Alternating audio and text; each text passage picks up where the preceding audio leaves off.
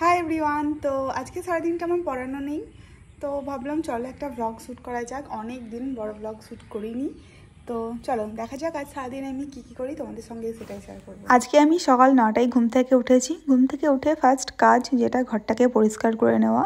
ঘরটাকে পরিষ্কার করে নিয়েছি, ঝাঁট দিয়ে দিয়েছি, টেবিলটাকেও পরিষ্কার করে নিয়েছি। বাট ফুলদানিটা ভেঙে যাওয়ায় ফুলগুলো এভাবে এলোমেলো হয়ে পড়ে আছে। খুব শীঘ্রই আমাকে একটা ফুলদানি কিনে আনতে হবে। সকালবেলাটা একটু রোদটা ভালোভাবে আসে, তো সেই জন্য বালিশগুলো একটু রোদ্রের মধ্যে দিয়ে দিয়েছি। আর এদিকে দেখো আমাদের পিছনের জমিটায় আজকে ধান কাটা হবে, তো বেশিক্ষণ রোদ্রের মধ্যে থাকা যাবে না, মানে রাখা যাবে না, ধুলো টুলো উড়বে। তো জানালাগুলো তাড়াতাড়ি লাগিয়ে ফেলতে হবে আজকে। তো তারপর আমি এই ড্রেসিং টেবিলটাকে একটু পরিষ্কার করে নিয়েছি। আর এই হচ্ছে গিয়ে আমি গুড মর্নিং। তো এখন যেহেতু অনেকটা বেলা হয়ে গেছে, তো ফার্স্ট আমি চাটা খেয়ে নিলাম। আর এখন বাজে 10:30। আর মা করেছিল লুচি আর মাংস কষা ভাইয়ের জন্য, তো আমি চায়ের সঙ্গে লুচি খেয়ে নিয়েছি আর মাংস কষা টষা খাইনি। আর চাটা খাওয়ার পরই আমি বোতলের মধ্যে জল ধরতে চলে আসি, মানে মোটরটা চালিয়ে। তো ভাইয়ের বোতলগুলো ভাইয়ের ঘরে দিয়ে আসি, মায়েরটা মায়ের ঘরে। আর এই 5 বোতল থাকে আমার জন্য, যেটা সারাদিনকার টার্গেট বলতে পারো। এই 5 বোতল আমাকে ফিনিশ করতেই হবে, এটাই আমার টার্গেট থাকে। তো যাই হোক, তারপরে একটু সকালবেলা স্কিন কেয়ারটা করে নিলাম। কেন কি স্কিন কেয়ার বলতে এই সকালবেলা না, ওই মুখ টুক ধোয়ার পর একটু মুখটা বেশ স্কিনটা অনেকটা ড্রাই লাগে আসলে শীতকালে। তো এই জন্য একটু ক্রিম মেখে নিই আর একটু লিপ বামটা আমি শীত, গরম, গ্রীষ্ম, বর্ষা, শীত সমস্ত ওয়েদারেই লিপ বাম ইউজ করে থাকি। আর এই সানস্ক্রিনগুলো আমার কাছে অনেক দিন পড়ে রয়েছে, অনেক দিন না পড়ে রয়েছে, বাট খুব একটা মাখা হয়নি বলে সানস্ক্রিনগুলো পড়েই রয়েছে। আর একটা রয়েছে, এটা হচ্ছে লোটাসের। তো 3টে সানস্ক্রিন আছে, তোমাদের কারোর লাগলে আমাকে বলো, তো আমি তোমাদেরকে পাঠিয়ে দেবো। ডট অ্যান্ড কি লিপ বামটা নিয়ে আমি একটা ভিডিও বানিয়েছিলাম, তো তোমাদের মধ্যে একজন কমেন্ট করে বলেছো যে এটা লিপ স্লিপিং মাস্ক, এটা লিপ বাম নয়, বাট এটা লিপ বাম হিসাবে ইউজ করা যায়। তুমি ডট অ্যান্ড কির ওয়েবসাইটে গিয়ে একবার চেক করে দেখবে, এটা as a lip balm use করা যেতে পারে আর লিপ স্লিপিং মাস্ক হিসাবে ইউজ করা যেতে পারে।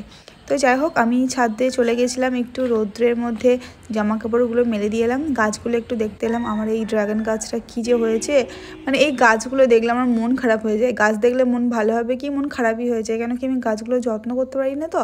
আর প্রত্যেকবার কোনো না কোনো গাছের কোনো একটা প্রবলেম হয়, কিন্তু আমি কি করব বলো, আমি যত্নই করতে পারি না। তো ভাবলাম চলো শীত পড়েছে, একটু নার্সারি থেকে ঘুরে আসি, কয়েকটা গাছ নিয়ে আসবো। আমি কিন্তু এবার বেশি দামের গাছ নেব না, কম দামের মধ্যে 25-20 এরকম দামের মধ্যে কয়েকটা গাছ নিয়ে আসবো। তো সেই জন্য আমি আর ভাই বেরিয়ে পড়লাম। আর কিছু মার্কেটিং করারও ছিল, মানে সবজি টবজি, আলু ছিল না, এইসব জিনিসও নিয়ে আসতাম। তো ভাই আর আমি বেরিয়ে পড়লাম। আমি স্কুটি চালাচ্ছিলাম, ও পিছনে বসেছিল।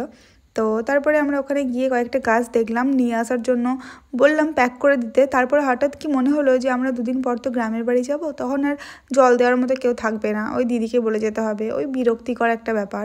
তো সেই কারণে ভাবলাম গ্রামের বাড়ি থেকে ঘুরে আসি, তারপরেই গাছগুলো নেব। হঠাৎ করে ভাগ্যিস মনে পড়ে গেল, নাহলে কিন্তু গাছগুলো আবার মারা পড়তো। তো যাই হোক, ওখান থেকে কয়েকটা গাছ পছন্দ মতো দেখে রেখে গেলাম।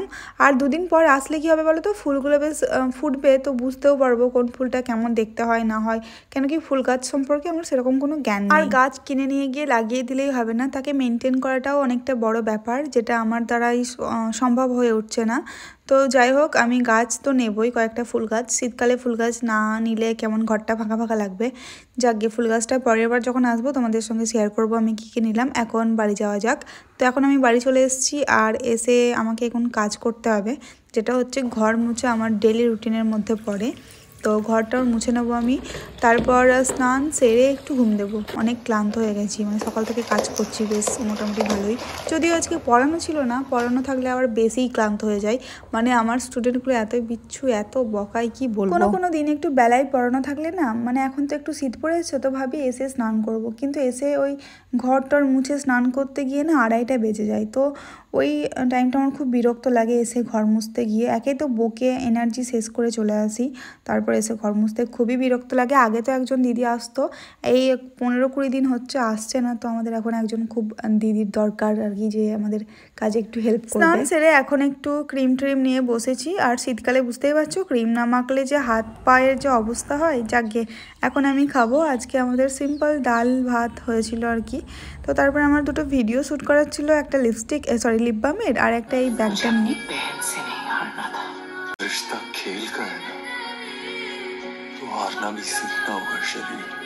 সন্ধ্যাবেলা চাটা খেয়ে একটু সিনেমা দেখতে বসলাম, আর 5 বোতল জলের মধ্যে 3 বোতল শেষ করতে পেরেছি।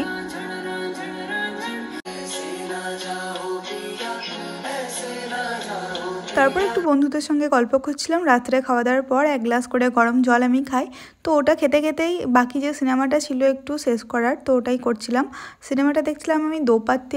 সাহির শেখ যে হিরোটা রয়েছে সিনেমায়, ওই হিরোর একটা সিরিয়াল দেখতাম আমি, কুছ রং প্যার কে ऐसे भी আই থিঙ্ক নামটা ছিল, যেটা আমার খুব প্রিয় ছিল। সেই কারণেই সিনেমাটা আমার দেখতে আসা, বাট সিনেমাটা খুব ভালো লেগেছে। তারপর কাল সকালের জন্য একটু চিয়া সিড ভিজিয়ে দিলাম। আর তারপর একটু কি করব, স্কিন কেয়ার। আই থিঙ্ক বুঝে গেছো আমার স্কিন কেয়ারের মধ্যে কী পড়ে, জাস্ট একটু ময়েশ্চারাইজার আর লিপ বাম। যাই হোক, তো ওটা করার পর আমি সিনেমাটার আর একটা পার্ট বাকি আছে, জাস্ট শেষের পার্টটুকু বাকি আছে।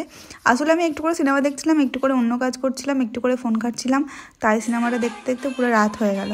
তো যাই হোক, সিনেমাটা দেখবো এখন আমি। আর তোমরা ভিডিওটা যদি ভালো লাগে তো অবশ্যই লাইক শেয়ার অ্যান্ড সাবস্ক্রাইব করতে ভুলো না। তো চলো, bye, take care, good night.